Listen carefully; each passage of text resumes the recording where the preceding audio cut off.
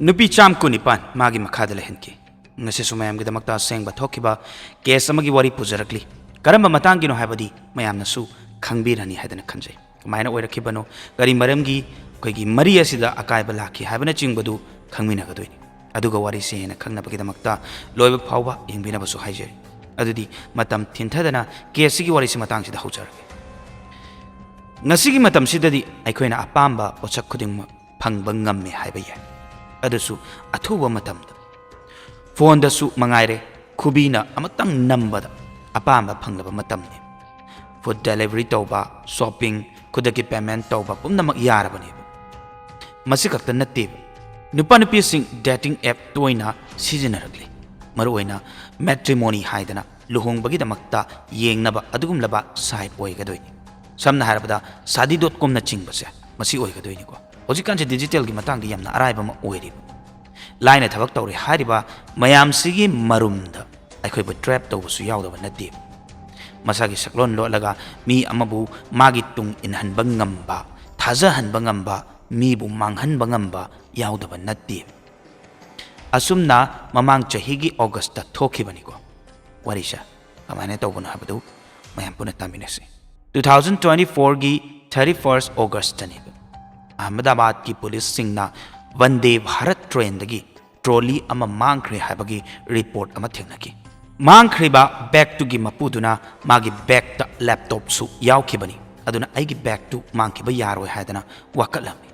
अमरोमदा Vande Bharat train से India गी ओइना चौखटपगी मसक ओइबा अदुगुमलबा ट्रेन अमनी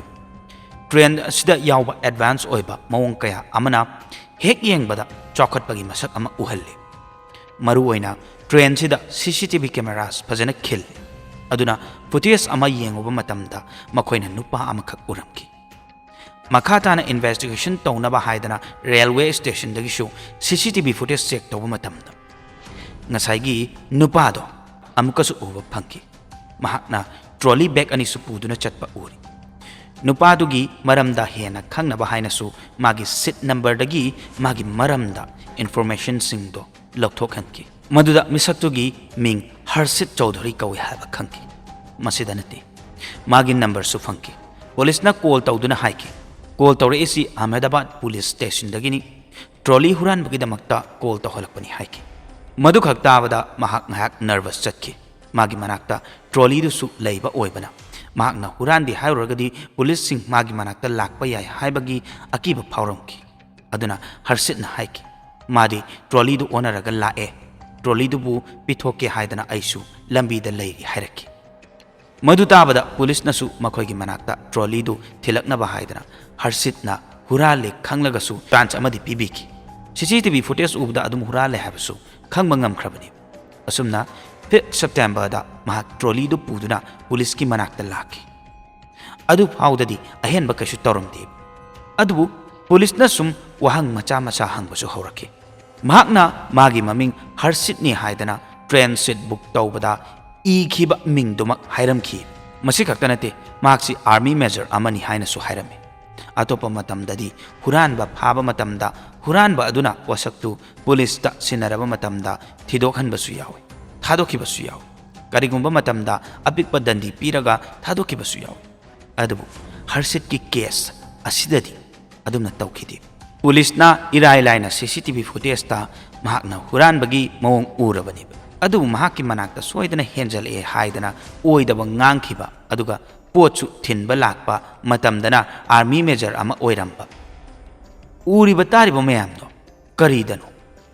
करिदनो मा इफै फैबगुमना तौबदो पुलिसनसु मंगोंदा चिंगनाबा मा सुम फावखि करी मरमगी आर्मी अमना ट्रॉली हुरानदोइनो अदुगा आर्मी अमने हाइबदा अखोइगी रिपुटेशन अमसु लेफम थोइदना लोइनना हेक्टर ट्रांसफर तौवे सुटी लौरे हाइबगी फॉर्मल लेटर अमसु लैते हाइदी कैमता लैते हाइतारे मसाद लोइनरका यावरक्ते अंगुबा मतमदना मयुमदा लेहवे हाइबगी ओइदबसु nganglame अदुमना ओइदबा कयादुदा पुलिसनसु खंगोइदबा लैते महाक अरानबा अमदि तौरमननी हाइबसिसु खंगम्मे मरमसना SP बलराम मीनाना केस सिबु लिट तौखे महाकननी सुटी थोकले हाइबगी लेटर येंगे हाइखिबदो अहान बहंगबदा महाक्ति मागी लुहोंबगी दमक्ता नुपी येंगबा लाकपनी हाइखि अदुब अमुक्सु लिप लेटर कदाइनो हंगबा मतमदा मयुमदा थम हाइरकपनी मदुदा आर्मी की डॉक्यूमेंट्स येंगे हायबदा हर्षित मतम मांगहंदना महाक आर्मी नि हायबगी डॉक्यूमेंट्स पुथोक्तुना उतकी मदुदा एसपी बलरामना आर्मी डॉक्यूमेंट्स अदुबु वेरीफाई तौनबा हायदना आर्मी हेडक्वार्टर दा थाकिबनी अदुमना तौरकनी हायबदी हर्षितनसु खलुबा लैते बलरामना खंखी आर्मी दा हर्षित कौबा मरु ओइना हौजिकी हर्षित चि लैते हायबा खंगलकी महाकना पीखिबा डॉक्यूमेंट्स सिंगसु ओइदबा ओइरमकी सासनबा ओइरमकी अदुबु डॉक्यूमेंट्स तुदा यावरिबा नुपादुदी मोहम्मद शबाज मुश्ताक अली खान ओइरमकी मिसक्सिदी 2015 दा दिल्ली दगी आर्मी दा स्पोर्ट कोटा तौरगा चंखिबा मिसक अमा ओइरमनी महाकना सर्व तौरिंगे मतमदा आर्मी कैंटीन दा थबक तौरमकी पोस्टिंग सु सिलीगुड़ी अमदी जम्मू एंड कश्मीर दसु तारमकी अदुबु 2024 ददी महाक मागी फत्तबा मोंग मतौ अमदी मसा मौ फत्तबना मरम ओइरगा सस्पेंड तौरखिबनी अहानबदा महाकी मिंग हर्षित ओइरमदी सबास ओइरमकी अदुगा अमना आर्मी मेजर नि हारिबदसु ओइरमद्री ओइरिदी कैंटीन वर्कर अमा ओइरमे मदसु अफबा थबकनी अदुबु महाकना असेंगबा अदुदी हाइरमदी पुमनमक्से खंगलबा मतुंगदा पुलिसना महाकसे करी तौरी कनानो हाइबगी मतंगदो कुपना थिजनबा होखिबनी मदुदा महाक मौलाना आजाद नगर हारिबा उत्तर प्रदेश की मफम असिदा लैबनी हाइबा खंकी महाकी मपासु रिटायर्ड आर्मी अमा ओइरमी हाइदना खंकी मागी इमुंगदा मागी मयाम्बा मनाउपासु लै खंकी मागी मयाम्बदु आर्मी फोर्स दा लै खंकी अदुगा अतोंबदुना लाइरिक तमने लोइनना सबासु 2016 दा लुहोंकी मचा अनिसु लेरमकी हौजिक सबासि फेक आइडेंटिटी सिजनै हाबसु पुलिसना खंगबनिना वहंग फजना चथबा यारे हाइदुना वहंग हंगबा होखिबनी मदुदा सबासना हायरकी मदुगी फेक आईडी दु कोगी भारतपुर राजस्थान की हर्षित जादोन की आधार कार्ड तगी साहन बनी मिसक्तुगी आधार कॉपी अमा मांगखिबदगी अइना फंगदुना मिंग ओंथोकलगा खुदक्तुदगी सिजनरखिबनी मसी खंगनते डॉक्यूमेंट्स तो सिजनरगा पान कार्ड अमदी आर्मी की डॉक्यूमेंट्स सु साहनखिबनी बैंक अकाउंट सु हांखी फतबा मरम कयादा पुमनमक्तु सिजनखिबनी मखाताना मागी फोन सु पिरकनबा हायरखी मागी फोन दबु चेक तौरुबा मतमददी मिसक्सिगी मरमदा वादी तंखाई हेना मखोइना खंगदबा लैरे हायबसु खलकी अखोइगी मोबाइल फोन दा नोंगमदी करंबा ऐप हेना सिजनै हायबा लोइना येंगबा याय मदुदा सबासकिदी स्क्रीन टाइम सी अतोप्पा ऐप सिंगदने लोइना डाउन चली अदुबु sadi.com हारिबा ऐप सिदा महाकी स्क्रीन टाइम सी यामना हाई ओइरगा लेरम मदुदा महाकना मागी फेक प्रोफाइल हर्षित चौधरी हाइनसु अकाउंट अमा लेरमी महाकी स्टेटस मदुददी यामना हाई ओइबजानी मरमदी मदुदा महाकना नुपी 128 का कनेक्शन लेनरम हारिबा ऐप सिगी नियम गी मतुंग इन्ना नुपा अमना महाकी मैच ओइबा नुपी अमा फंगबा मतमदा नुपी दुगा पाव फाउनबा याय हाइबसिनी अदुगा सबासना नुपी चामगा 19 दुबु मैच तौबा हाइबसा मागी प्रोफाइल अमदी महाकना ऐप अदु पाइरिबा खुपाई लकपाई यामना हाइसिंगना सिजनैना ताकपनी नुपीसिंगसिगी मरक्ता नुपी निफु मुक्ति महाकना तोइना पाव फाउनबसु ओय नुक्तिगी टेक्स्ट थानबा कॉल तौनबा लुहोंबगी दमक्ता ओइदबा मंगलान सागलहनबा मसिदा महाक्ति एक्सपर्ट ओरगा लेरमले अदुगा नुपी 13 गना फिजिकल ओइखिबसु यावरम्मे माकी अकाउंट दगी अमदी मागी सासनबा प्रोफेशन अदुगुमलबा मयाम अदुना महाक तोंगान तोंगानबा मफमदगी नुपी कयागा पाव फाउनरमखिबनी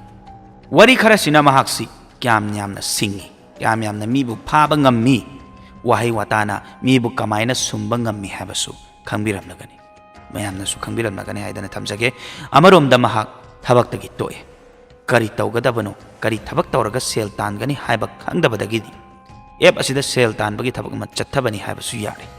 महाकना टारगेट तौरिबा नुपीसिसु थबक तौबा हाइजनरगा तौसनरगा कोना सेलगा लौबा याबा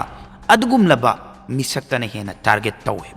नुपीसिंगनसु मागे प्रोफाइल हेक येंगबदा आर्मी मेजरनी लोइनना हिंदूनी खलगा मखाताना टेक्स्ट थानबा कॉल तौबा अदुमाइना वरी सारा सारगा मसक मगुन खंगहलगा नुपीसिंगना नुपादुदा थाजरे हाइबा मतमदा इमोशनल ब्लैकमेल तौरगा सेल लौथोकदोइने नुपीसिंगदुसु थाजरुबनिना अयत अपन लैतना निरक्पा सेल अदुमक पीखिदोइने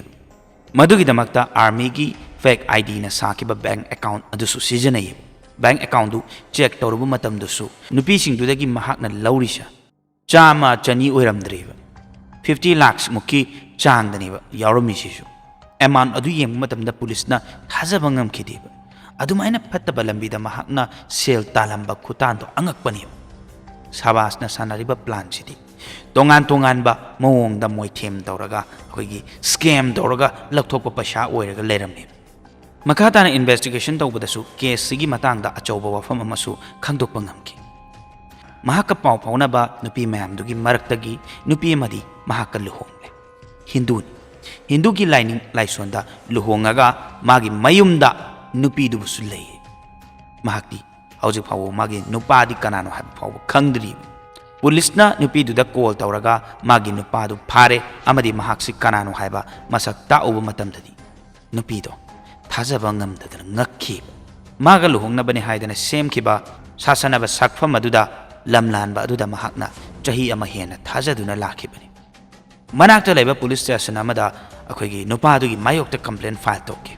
nupa sina mahakbu karamna loinabi kamaina otpi naibi haibana ching aduga india da religion tongan ba misak amana masagi religion lotuna launa lainaba yade haibasa aduma khainaraga laabani ahan ba oina makhoi ani online da thengnabani adugi matungda paw khara phaunaraba matungda luhongkibani haba tare mayumdasu nupasa pakna laiti ngasai mai gi thabak chinjaba mayam karamba thabak nodi ngasai gi mana tawriba phattaba thabak mayam duni thabak ni harga tholakibaduna koigi hanjani khangoi aduga hala agana mahakbu phuiye mahakna apamba tawe apamba phangdragana hat kani haidana kihalleba amaromda nupa aduga luhongbadagidi nupisa hingna siraga leibaga manakhi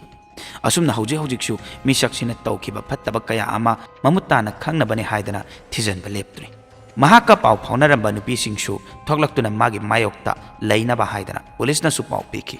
asumna laptop kuran bagi damakta kauruba mahaksa magi maramda phattaba kaya ama tawrambagi chairak su phanggadawreba maruwaina online da thengnaraga nungsinai kaina mayam ama leidana ko kaide adu section ba haibasini marudi makhoi langda thukiba taragadi thoklakpa yamna waba ma oigadawribani wakhal taminasi phattaba tawroisi haibase haijaraga ngasigi case matang sida losenjarage ngasigi warisi matang sida losenjarage haijani aduna mayamsu pangbiganu sengbiu online haibase mathong manam ta khangba janati aduna kedang section habje thamjaraga ngasigi warisi loijare mathangi warida mayam puna thengnarsi ngasigi damakti kainarsi ya fari